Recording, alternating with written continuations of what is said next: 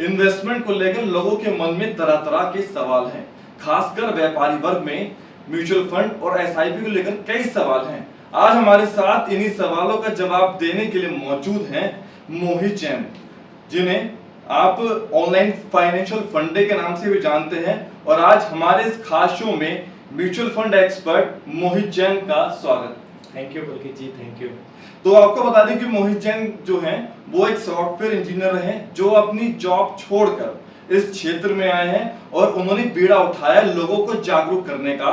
और अभी तक 250 से ज्यादा लोगों को उन्होंने गोल प्लानिंग में मदद की है और लगातार इस क्षेत्र में आगे बढ़ रहे हैं। पिछले 10 वर्षों के अनुभव के साथ वो लगातार लोगों की गोल प्लानिंग में मदद कर रहे हैं। आज हमारे साथ बात करने के लिए मौजूद है मोहित, जिनसे मेरा सबसे पहला सवाल ये है कि हमने एक बात देखी मोहित जी कि जो जॉब करते हैं वो लोग म्यूचुअल फंड से, एसआईपी से किसी ना किसी तरह से कनेक्टेड हैं, लेकिन जो व्यापारी वर्ग है उसने अभी भी इससे दूरी बनाई हुई है। ऐसा क्यों?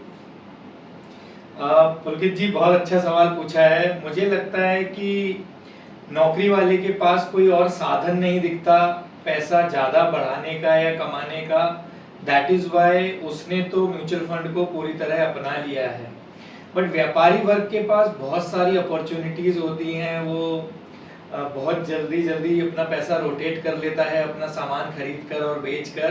दैट इज वाई उसे लगता है कि मैं तो इससे ज्यादा अपने व्यापार में ही कमा लूंगा, मैं कहीं और क्यों इन्वेस्ट करूं। इस वजह से वो ऐसे इंस्ट्रूमेंट्स में पैसा नहीं लगाना चाहता कि जो रिस्की हैं। बचत व्यापारी वर्ग जरूर करता है, प्रॉफिट्स होता है तो बचत करता है, बट वो ये चाहता है कि मैं रिस्क तो अपने बिजनेस में ले रहा हूँ और जो मैं बचत कर रहा हूँ वो तो कम से कम ऐसी जगह लगाऊं जहां पे गारंटेड रिटर्न मिले। इसी का कारण है कि जो व्यापारी वर्ग है वो मोस्टली लोग 1 अप्रैल को पीपीएफ में जरूर पैसा डाल देते हैं। उनकी एलआईसी पॉलिसियां बहुत सारी मिलेंगी आपको, एफडी में भी कुछ रख लेते हैं। तो इस तरीके से वो सेविंग्स तो करते हैं, बट वो पैसा गारंटीड प्रोडक्ट्स में रखने में ज्यादा विश्वास रखते हैं। या फिर छोटी छोटी कमेटियां चलती हैं, वहां पर उनका पैसा लगा होता है, या उनको प्रॉपर्टी का बहुत चार्म होता है तो वो प्रॉपर्टी में पैसा ज्यादा इन्वेस्ट करने लगते हैं। यही कारण लगता है मुझे कि जो म्यूचुअल फंड या एसआईपी का माध्यम वो ज्यादा शिद्दत से टच नहीं कर पाए हैं। देखिए, जैसे कि आपने कहा कि प्रॉपर्टी हो गया, गोल्ड हो गया, सिल्वर हो गया, बहुत सारे विकल्प हैं, एलआईसी हो गया, लेकिन सबसे बड़ी बात ये है कि अगर किसी व्यापारी को जरूरत है लाखों रुपए, उसको कुछ सामान ऑर्डर करना है अपनी फैक्ट्री के लिए, मशीन लानी है, हाँ हालांकि उसके पास क्रेडिट लिमिट भी है, बट वो पैसा भी उसके लिए कम है। अब ऐसे में व्यापारी क्या करता है कि ब्याज पर मार्केट से पैसा उठाता है, तो वो ब्याज में दबता चला जाता है, ब्याज पर ब्याज लग जाता है, अगर समय पे ना चुका पाए। तो ऐसे में क्या ऑप्शन है उसके लिए म्यूचुअल फंड और एसआईपी से जुड़ा?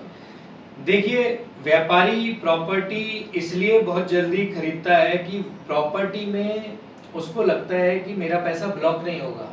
प्रॉपर्टी में, क्योंकि प्रॉपर्टी को अगर आपने इन्वेस्ट किया है और अगर प्रॉपर्टी आपके नाम पे है, पेपर आपके पास हैं, तो आप उन पेपर के अगेंस्ट, उस प्रॉपर्टी के अगेंस्ट ओडी लिमिट बनवा सकते हो और उस ओडी लिमिट को अपने बिजनेस में यूज कर लेते हो, सामान परचेज करने में, ऑर्डर लिखवाने में, और उसको व्यापार की वर्किंग कैपिटल में यूज कर लेते हो।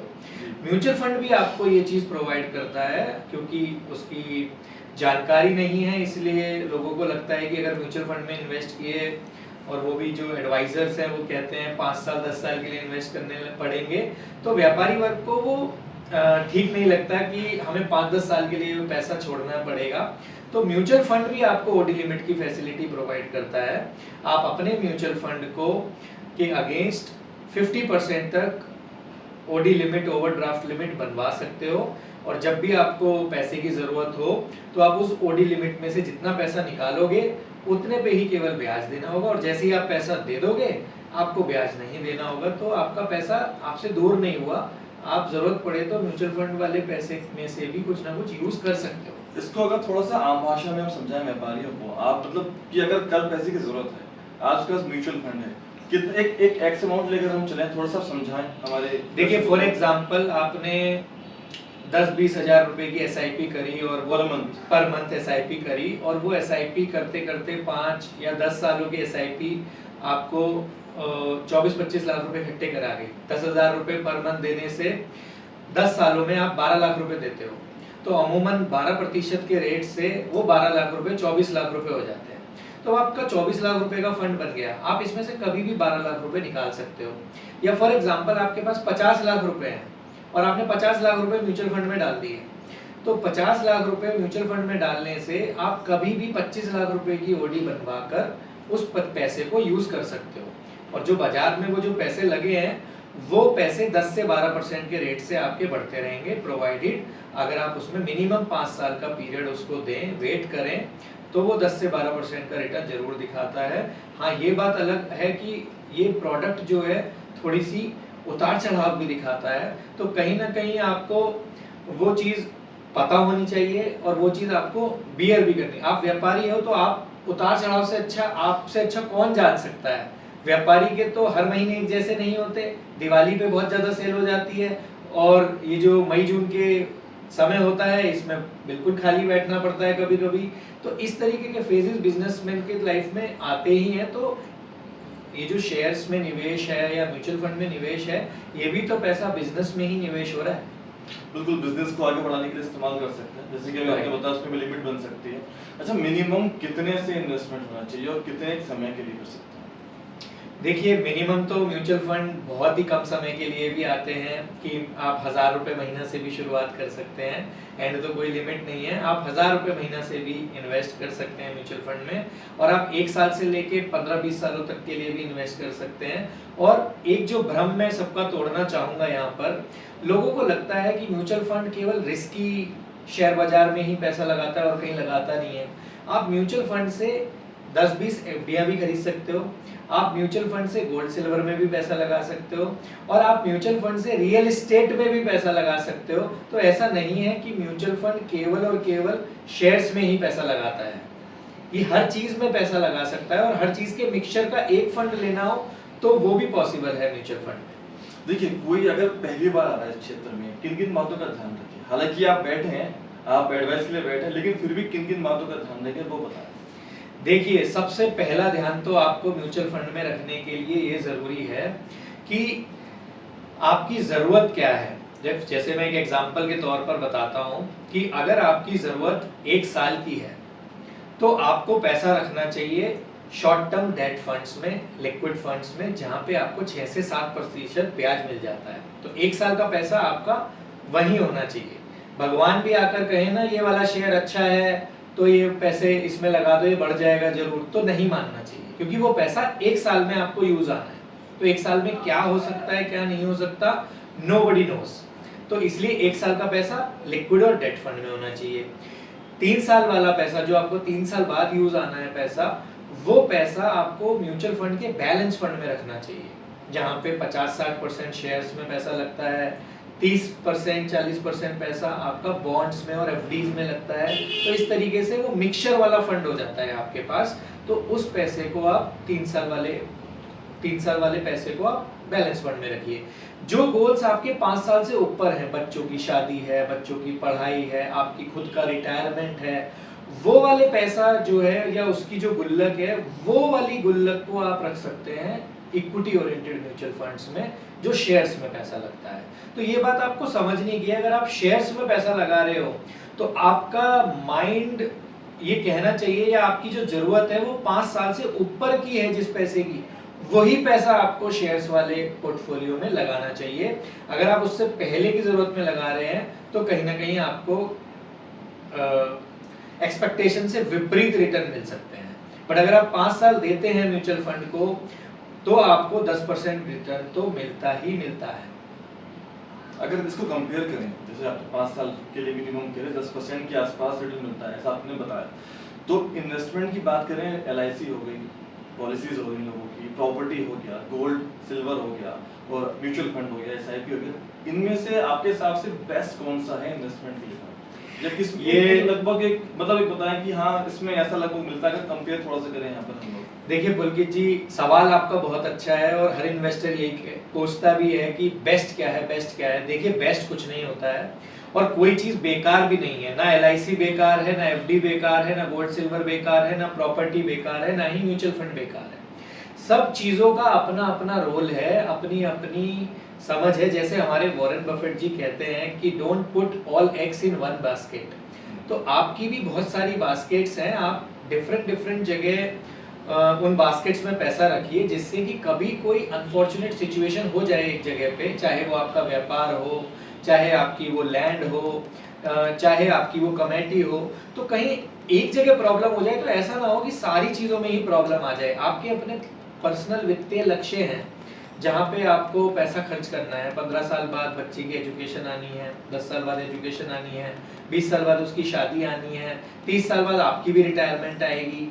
तो आप उन पॉइंट्स पर ये नहीं कह सकते ना, व्यापार में नुकसान हो गया, कमेटी वाला लेकर भाग गया, इसलिए मैं शादी में पैसे। तो आपको डिफरेंट डिफरेंट जगह पैसा ऐसा अक्सर होता है, ऐसे किस्से अक्सर सुनाई देते हैं बाजार में कि हाँ एक कमेटी डाली, उसको लॉटरी बोलते हैं आम भाषा में, और लॉटरी डाली, उसके बाद जब समय आया, जब हाथ उठाने का समय आया तो पता चला कि वो व्यक्ति ही भाग गया। बहुत सारे ऐसे किस्से भी हमने ये आपने बहुत सही कहा। लोगों को ये समझने की बहुत जरूरत है कि जो भी पैसा इन्वेस्ट कर रहे हो वो एक रेगुलेटेड प्रोडक्ट में होना चाहिए।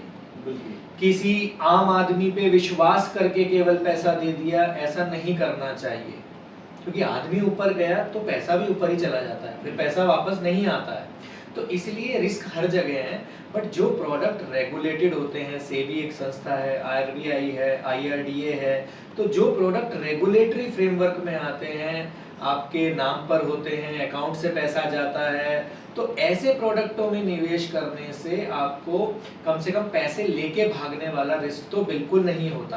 बाजार का उतार चढ़ाव का रिस्क होता है, बट लेके भागने वाला रिस्क नहीं होता है। तो ऐसे प्रोडक्ट में ही निवेश करना चाहिए। और इसके ऊपर ये कहूँगा, कोई ना कोई फाइनेंशियल एडवाइजर अपने साथ रखो। आप डॉक्टर के पास जाते हो, आप रिटर्न्स के लिए, टैक्स के लिए सीए के पास जाते हो, जब पैसों को इन्वेस्ट करने की बात आती है तो क्यों खुद पे ही सारा बर्डन डाल लेते हो कि मैं ही सब कुछ जानता हूँ और मैं ही कर लूँगा। जो जिस चीज़ का एक्सपर्ट है उसकी सलाह मशवरा से, उसके साथ बात करके अगर आप वो कोई प्रोडक्ट लेंगे तो आप कभी गलत साबित नहीं होंगे और कभी गलती नहीं करेंगे। मैं अभी इसके प्लस और माइनस पॉइंट पे भी आऊंगा, लेकिन उससे पहले मेरा एक सवाल है। या अब एक देखिए, ऐसा है कि किसी को जरूरत है कि पैसे की लाख रुपए की, वो ब्याज पे पैसे उठाएगा, वो उठाएगा कैश में। जब वो कमेटी डाले तो कमेटी भी कैश में डालेगा। लेकिन एक ये बेहतर ऑप्शन है म्यूचुअल फंड का, एसआईपी का, कि वो उसमें अपने अकाउंट से ही डाल रहा है। जब जरूरत पड़ी इसको तो वो अकाउंट से सीधे अकाउंट में ले रहा है, उसको सीधे ट्रांसफर ही कर सकता है। तो एक हो गया कैश में सारा करना, एक हो गया ऑनलाइन करना। तो ट्रांसपेरेंसी भी यहाँ मेंटेन होती है। बहुत ही अच्छा पॉइंट उठाया, क्योंकि बिजनेसमैन को कैश बहुत पसंद है और वो सब कुछ कैश में ही करना चाहते हैं, कर भी रहे हैं। तो मैं यहाँ पर एक पॉइंट बोलना चाहूँगा, आपको चाहे 15 साल हो गए हो, चाहे 20 साल हो गए हो काम करते हुए, बट फिर भी आप ये कहोगे एक नंबर का पैसा नहीं है, एक नंबर का पैसा नहीं। क्यों नहीं है? 20 साल से आप काम कर रहे हो। अगर आप 20 साल से 10,000 रुपए भी जोड़ते तो वो 10,000 रुपए जुड़ जुड़ के वही 50-60 लाख रुपए बन जाते, एक नंबर का पैसा हो जाता आपका। और जब एक नंबर का पैसा हो जाता तो आप उससे कुछ भी कर सकते थे, आप उससे प्रॉपर्टी भी खरीद सकते थे। और आपको एक बात बता दूं व्यापारी वर्ग को, कि जब आप म्यूचुअल फंड से पैसे निकाल कर प्रॉपर्टी खरीदते हो तो जो म्यूचुअल फंड में टैक्स लगता है वो आपको टैक्स फ्री हो जाता है प्रॉपर्टी खरीदने से, प्रोवाइडेड वो आपकी पहली या दूसरी प्रॉपर्टी हो, तो आपको कोई टैक्स नहीं लगता है। म्यूचुअल फंड बचत भी, टैक्स की बचत भी हो जाती है, आपको कोई टैक्स नहीं लगता। अब इसी पे एक बात आती है, आप व्यापारी हैं, आप अपनी शॉप पर जाते हैं, फैक्ट्री में जाते हैं, 8, 9, 10 घंटे काम करते हैं, पैसा लगाते हैं, जोखिम उठाते हैं और अपने बच्चों के इम्पोर्टेंट इवेंट्स को मिस करते हैं, उसके बाद पैसा कमाते हैं। और जो कमाते हैं उस पे आपको गवर्नमेंट को टैक्स देना पड़ता है। कई जगह 15%, कई जगह 30% का स्लैब में आते हैं तो टैक्स देना पड़ता है। अब म्यूचुअल फंड में इन्वेस्टमेंट करके आप कोई मेहनत नहीं कर रहे हो, आप कोई पसीना नहीं बहा रहे हो, आप कोई बच्चों के इम्पोर्टेंट इवेंट मिस नहीं कर रहे हो, उसके बावजूद भी जो पैसा कमाते हो वहां से, जो कि अमूमन 1% पर मंथ के आसपास होता है, और मैं मानता हूं कि व्यापार करके भी आप 1% पर मंथ ही कमा पाते हो। आजकल ऐसा कहते हैं जितनी पूंजी लगाई तो 1% का ब्याज निकल जाए व्यापार में, वो भी बहुत है। तो 1% पर मंथ एक तरीके से आप यहाँ भी कमा रहे हो, और वो भी बिना किसी खून पसीना बहाए। तो वहां पर भी टैक्स जो है आपका केवल 12.5% आता है, जो कि सबसे लीस्ट टैक्स स्ट्रक्चर है। तो आप टैक्स की बचत भी कर सकते हो और फाइनली आपके गोल्स तो आएंगे ही आएंगे। बच्चों की शादी भी आएगी, एजुकेशन भी आएगी, आपकी रिटायरमेंट भी आएगी। तो उस टाइम पे वो प्रोविजन आपने कर लिया, उसको व्यापार के या भगवान भरोसे नहीं छोड़ा कि उस समय देखा जाएगा, जैसा होगा वैसा कर लेंगे। तो प्लान करने से, अगर आप प्लान करके छोटा छोटा निवेश करते हो तो आप अपने सपनों को जी सकते हो। और अगर आप प्लान नहीं करोगे तो कहीं ना कहीं एंड में जाके कॉम्प्रोमाइज होता है। बिल्कुल, तो गोल प्लानिंग जरूरी है हर चीज के लिए, हर फेज के लिए गोल प्लानिंग होनी चाहिए। और यहाँ पर हर स्टेप के लिए, क्या शादी करनी है बिटिया की तो इसमें इन्वेस्ट करें, इस तरह से इन्वेस्ट करें, वो सब चीजें होनी चाहिए। एक बात आपने भी कही, वो मेरा सवाल था, जोखिम की बात आपने की कि जोखिम ले रहे हैं, वहां जा रहे हैं, ये कर रहे हैं। व्यापारी के लिए आपने भी कहा, देखिए म्यूचुअल फंड एसआईपी का नाम जो है लोग उसको देखते हैं जोखिम के नाम से। तो यहाँ पे क्या जोखिम क्या है और यहाँ पे क्या फायदे क्या है? आपने एक बात और बताई कि रिटर्न जो है 10% तक मिलता है 5 साल में, तो प्लस भी है माइनस भी है, क्या क्या कहना चाहेंगे इसके लिए आप? देखिए, मैंने जैसे अभी पहले कहा कि आपको अपनी ना जरूरत को डिफाइन करना है। 1 साल वाला पैसा विदाउट जोखिम वाले फंड में होगा जहां 6-7% आपको मिल जाएगा। 3 साल वाला पैसा आपका कम जोखिम वाले फंड में होगा, जोखिम होगा पर कम जोखिम होगा। यानी कि अगर 1-2 साल में देखेंगे तो थोड़ा उतार चढ़ाव होगा, पर 3 साल बाद वो अपनी स्टेबिलिटी को हासिल कर लेता है और 8 से 10% रिटर्न आपको निकाल कर देता है। तो 3 साल वाला पैसा आप वहां रखिए। इसी तरीके से जो आपका 5 साल से ऊपर वाला पैसा है वो आप उस उतार चढ़ाव वाले जो 100% इक्विटी वाला पोर्टफोलियो होता है वहां रख सकते हैं। तो अब इसमें जोखिम बस ये है, 5 साल से पहले वो आपको नेगेटिव दिखा सकता है, 1-2 साल नेगेटिव रह सकता है। किसी ने युद्ध कर दिया जैसा कि आजकल माहौल चल रहा है, तो एक ही महीने में हमारा जो शेयर बाजार है वो 12-15% गिर गया था। तो ऐसे पीरियड होंगे, आपके पैसा लगाते ही ऐसे पीरियड आएंगे तो कोई बात नहीं, वो नेगेटिव हो सकता है, but over the period of time वो अपनी रफ्तार को पकड़ लेगा और अपना जो 5 साल का जो मैंने आपको टाइम पीरियड दिया है उसमें वो अपना पूरा का पूरा जो ऑब्जेक्टिव है वो हासिल कर लेगा। तो इस तरीके से अगर आप मैनेज करेंगे तो कोई जोखिम नहीं है। और आप बिना सोचे समझे केवल पैसे डाल देंगे और अगले महीने रिटर्न एक्सपेक्ट करेंगे, अगले साल रिटर्न एक्सपेक्ट करेंगे, तो मैं कहता हूं कि शायद जोखिम है। अच्छा, एक आखिरी सवाल मेरा आपसे वो ये है कि किसी का एग्जांपल देकर आप समझाना चाहते हो इसके बारे में, एसआईपी के बारे में, म्यूचुअल फंड के बारे में, कि किस तरह से उसने इन्वेस्ट किया, कोई स्टोरी टेलिंग आपके पास हो, कि एग्जांपल आपके पास हो, तो वो बताइए। जी पुलकित जी, बहुत सारे एग्जाम्पल मेरे पास हैं। एक व्यापारी का ही एग्जाम्पल मैं देना चाहता हूँ। उन्होंने 2018 में मेरे से 10,000 रुपये महीने की एसआईपी शुरू करी थी और आज 2026 है। उस 10,000 रुपये महीने की वैल्यू उस उनके पोर्टफोलियो में करीब करीब 15-16 लाख रुपए हो चुकी है 7-8 सालों में। तो मेरा कहने का मतलब ये है कि उन्होंने मुझसे कहा ये 10,000 रुपये महीने तो मैं 20 साल पहले भी दे सकता था, और अगर मैंने 20 साल पहले 10,000 रुपये महीना दिया होता तो आज तो मेरी वैल्यू करोड़ों में होती। तो मैं यही कहना चाहता हूं कि जो आपके लॉन्ग टर्म गोल्स हैं, अगर आप वहां धीरे धीरे पैसा डालना शुरू कर देंगे तो एक दिन आके वो पैसा आपका बड़ा बन जाएगा। जब हम एफडी में 15-20 साल रुक जाते हैं, हम एलआईसी में 15-20 साल रुक जाते हैं, हम पीपीएफ में 15-20 साल रुक जाते हैं फॉर 6 और 7% रिटर्न, तो मैं ये कह रहा हूँ कि अगर आप 15-20 साल म्यूचुअल फंड में टिकते हैं तो यहाँ तो 10% रिटर्न आने वाला है। तो 6 और 7% के मुकाबले वो है तो 3%, पर वो 3% रिटर्न कई लाखों में जाके बनता है जब आप उसकी कंपाउंडिंग देखते हैं 15-20 सालों में। तो अननेसेसरी आप अपने इतने लाखों रुपए का नुकसान कर रहे हो। आपने टाइम पूरा दिया, आपने शिद्दत से पैसा पूरा दिया, रेगुलरली पॉलिसी भरी, आरडी भरी, पीपीएफ में डाला हर साल, सब कुछ किया आपने, बट एंड रिजल्ट में कितना बदलाव हो गया। और जब पैसा ज्यादा आएगा तो आपका जो गोल होगा शादी है वो कितना अच्छे से निपट सकता है, ये आप कल्पना कर सकते हैं कि। और अब तो ये इंडस्ट्री इतनी रेगुलेटेड हो गई है, सेबी है, इतना ऐड है, जागरूकता है, इतने सारे लोग कर रहे हैं। और आपको जानकर आश्चर्य होगा, हिंदुस्तान में 30,000 करोड़ रुपए पर मंथ की एसआईपी कर रहे हैं लोग। 30,000 करोड़, यानी कि इतने सारे लोग कर रहे हैं, तो आप क्यों पीछे हैं? आपके भी गोल्स हैं, आप भी सेविंग्स तो करते ही हो ना, बचत तो आप करते ही हो। तो उसी बचत को आपको सही दिशा देनी है बस, और कोई इसमें जादू की छड़ी नहीं है या आपको दिमाग लगाने वाली बात नहीं है। सिंपल जो 20 साल वाले गोल हैं, 15 साल वाले गोल हैं, उनमें तो आप डेफिनेटली म्यूचुअल फंड करिए और कुछ मत करिए। ठीक है, तो बहुत बहुत धन्यवाद बात करने के लिए। तो आज हमारे साथ थे mutual fund expert Mohit Jain, जिन्होंने बताया कि म्यूचुअल फंड और एसआईपी में इन्वेस्ट करने के क्या क्या बेनिफिट्स हैं और किस तरह से आप इसमें इन्वेस्ट कर सकते हैं। फिलहाल के लिए इस पॉडकास्ट में इतना ही, लेकिन इसे लाइक करें, शेयर करें और नीचे कमेंट जरूर करें। फिलहाल के लिए दीजिए इजाजत। Thank you.